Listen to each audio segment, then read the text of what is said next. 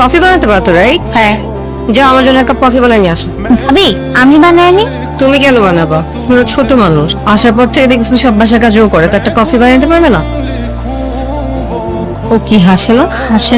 কই হাসে? আমাকে দেখলে এমন একটা চেহারা বানায় রাখে, মনে হয় একটা প্রিন্সেস উঠে আসছে কোথাও থেকে। আরে না, আমার ভাবি অনেক ফ্রেন্ডলি, আসলে উনি খুব শান্ত তো তাই।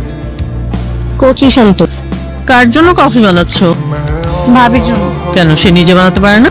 সমস্যা নেই, আমার থেকে বড়। ঠিক আছে, সে বড় বলেছে, তুমিও বানানো শুরু করেছো, কিন্তু তুমি তাকে বলে দিও যে বাড়িতে তো কাজের লোক নাই, যার যার কাজ নিজেরা করে, তো সে যেন তারটা করে খায়। তুমি তো তার মতো একটা বউ এই বাড়ি, তাই না?